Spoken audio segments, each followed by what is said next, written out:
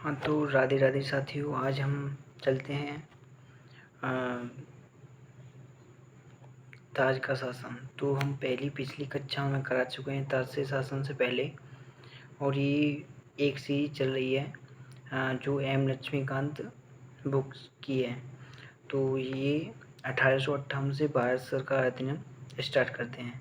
तो उससे पहले एक क्रांति हुई थी जो बहुत मशहूर क्रांति, जिसे हम 1857 की क्रांति के नाम से जानते हैं। तो इसमें थोड़ा कुछ चर्चाएं करते हैं, चलते हैं। इस महत्वपूर्ण कानून का निर्माण 1857 के विद्रोह के बाद किया गया था, जो 1858 का है। उससे पहले 1857 के बाद, जिसे भारत के प्रथम स्वतंत्रता संग्राम या सिपाही विद्रोह भी कहा जाता है। जो 1857 की क्रांति को सिपाही विद्रोह के नाम से भी जाना जाता है। भारत के शासन को अच्छा बनाने वाला अधिनियम नाम के प्रसिद्ध इस कानून ने ईस्ट इंडिया कंपनी को समाप्त कर दिया था। मतलब इसने ईस्ट इंडिया कंपनी को समाप्त किया था और गवर्नरों, क्षेत्रों और राज्यों से संबंधित शक्तियां ब्रिटिश राजशाही को ही हस्तांतरित कर दी थी। इस अधिनियम की विशेषताएं इस प्रकार हैं जो मैं बताने जा रहा हूँ। मतलब इसके तहत भारत के शासन सीधे महारानी विक्टोरिया के अधीन चले गए। जितने बार जो पहले बंगाल का शासन, मद्रास और ये सब शासन टेक चार्ज कर रही थी, उस सभी महारानी विक्टोरिया के अधीन चले गए। गवर्नर जनरल का पद नाम बदलकर भारत का वायसराय नाम रख दिया गया। इसके बाद में भारत में ब्रिटिश ताज के प्रत्यक्ष प्रतिनिधि बन गया और दूसरे रूप से कार्य करने लगे। अभी वो लॉर्ड कैनिंग भारत के प्रथम पहले वायसराय बने, लॉर्ड कैनिंग। तो यहाँ से ये क्वेश्चन आ सकता है कि सबसे पहले भारत के प्रथम पहले वायसराय कौन बने थे, तो लॉर्ड कैनिंग बने थे।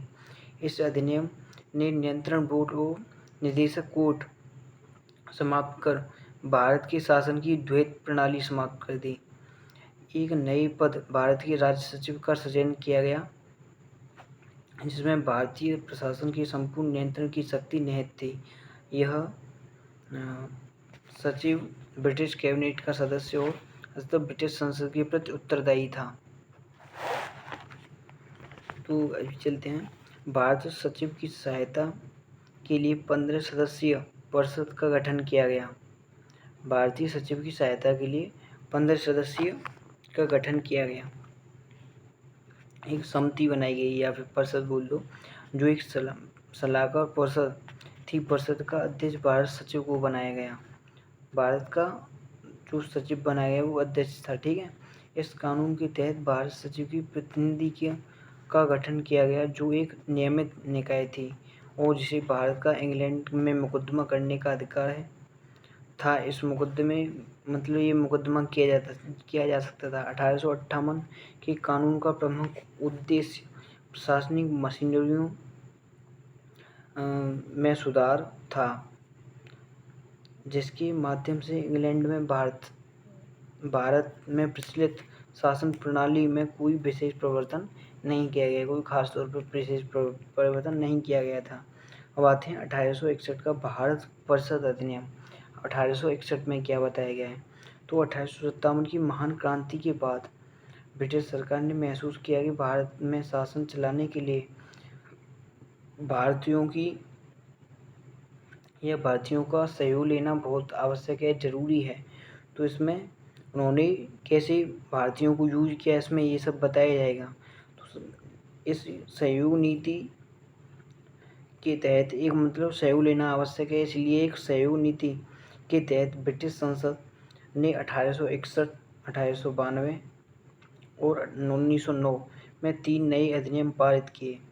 1861 में भारत परिषद अधिनियम भारतीय संवैधानिक और राजनीतिक इतिहास में एक महत्वपूर्ण अधिनियम है।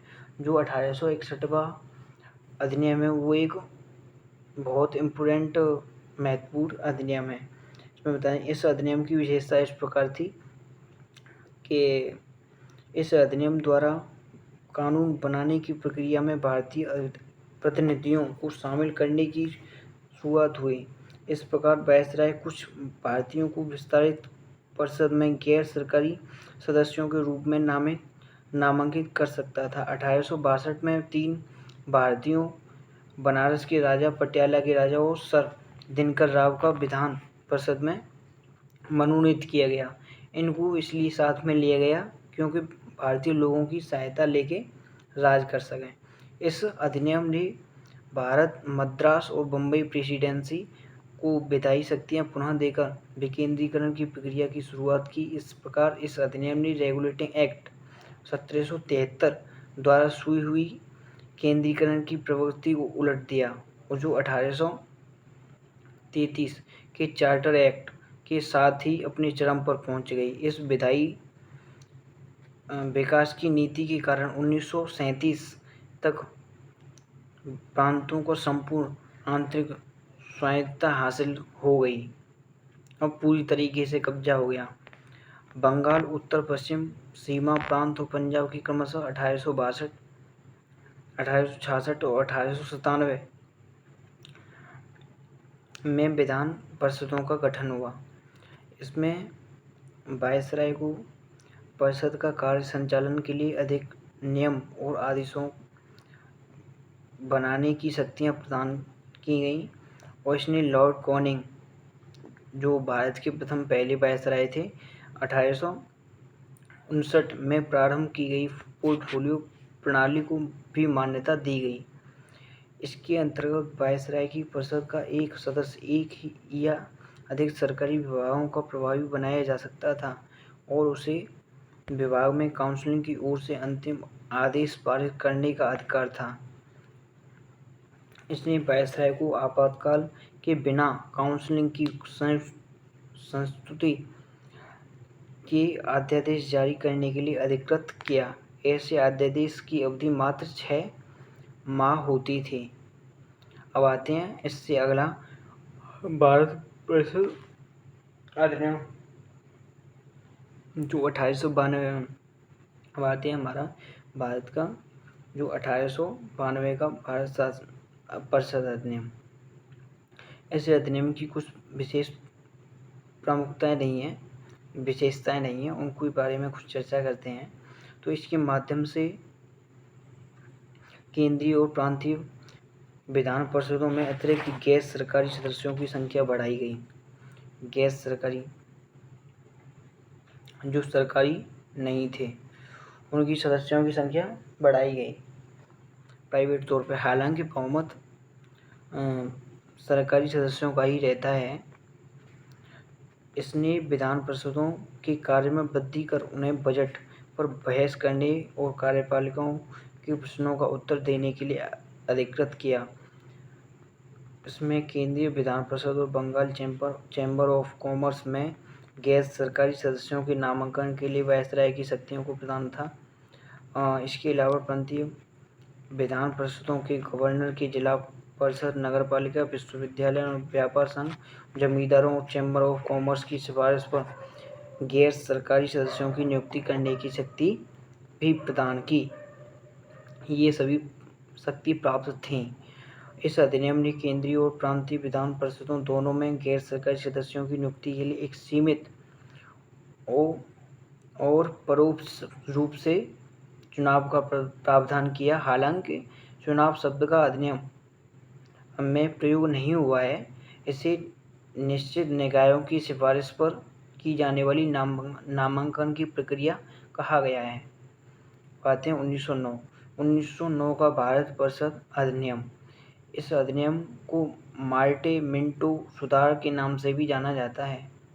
मार्टे मिंटो सुधार। उस समय लॉर्ड मार्ले, जो कि इंग्लैंड में भारत सचिव थे, इंग्लैंड में भारत के सचिव उस जमाने में, और लॉर्ड मिंटो भारत में वायसराय थे।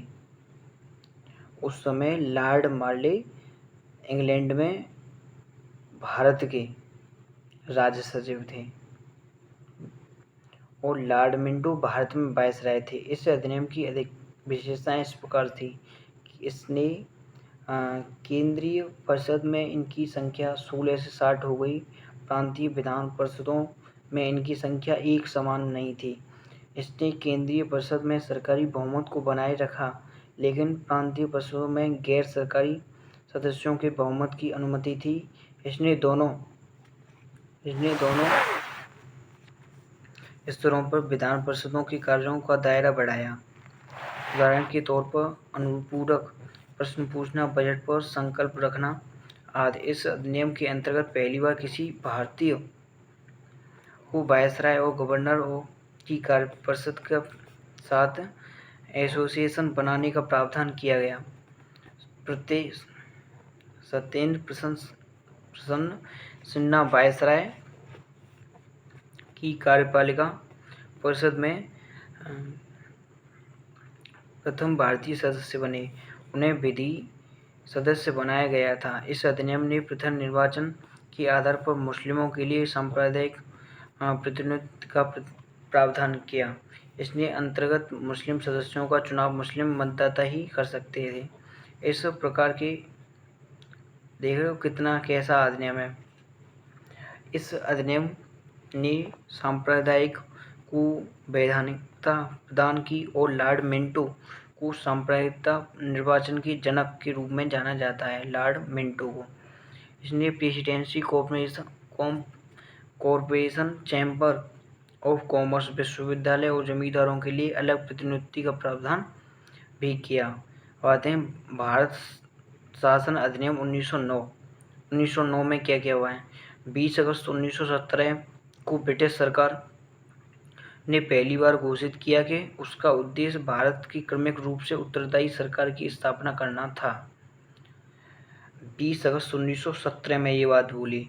क्रमिक रूप से 1909 में भारत शासन अधिनियम बनाया गया, जो 1921 में लागू हुआ। 1909 में बना के 1921 में लागू हुआ। इस कानून को मैन्टेगू-चेम्सफोर्ड सुधार भी कहा गया है। तो ये जो कानून बनाया गया इसको क्या बोले हैं? मैन्टेगू-चेम्सफोर्ड सुधार भी कहा गया है। मैन्टेगू भारत के राज्य सचिव थे, जबकि चेम्सफोर्ड भारत के वायसराय थे। इस अधिनियम की विशेषताएं इस प्रकार थी। केंद्रीय व प्रांतीय विषयों की सूची की पहचान कर एवं उन्हें पृथक कर राज्यों की केंद्रीय नियंत्रण कम किया गया। केंद्रीय और प्रांतीय विधान परिषदों को अपनी सूचियों की केंद्रीय विषयों के विधान बनाने का अधिकार प्रदान किया गया है, लेकिन सरकार का ढांचा केंद्रीय और एकात्मक ही बना रहा। इसने प्रांतीय विषयों को पुनः दो भागों में विभक्त किया। इसने जो प्रांतीय विषयों को उनको दो पार्टों में बांट दिया। हस्तांतरित विषयों पर गवर्नरों का शासन होता था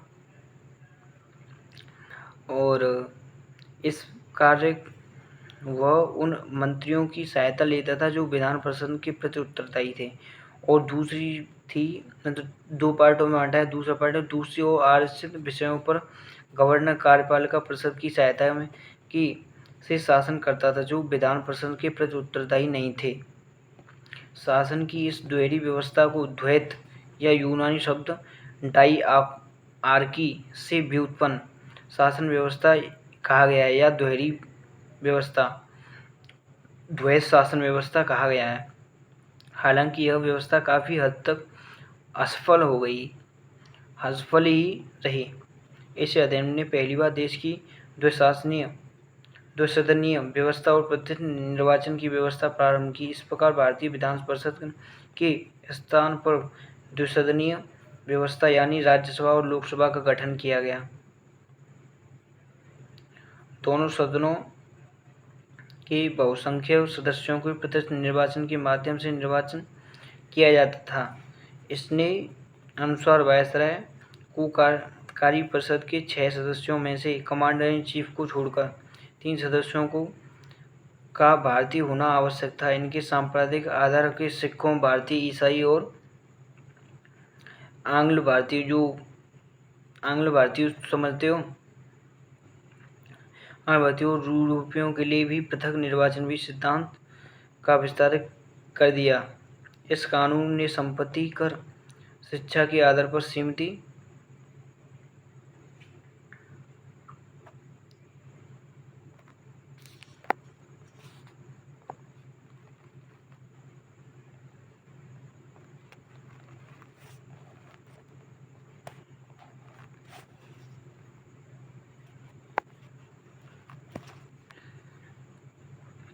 इस कानून ने संपत्ति कर या शिक्षा के आधार पर सीमित संख्या के लोगों को मताधिकार प्रदान किया। इस कानून ने लंदन में भारत के उच्चायुक्त की कार्यालय का सृजन किया और अब तक भारत सचिव द्वारा किए जा रहे हैं। कुछ कार्यों को उच्चायुक्त की स्थानांतरित कर दिया।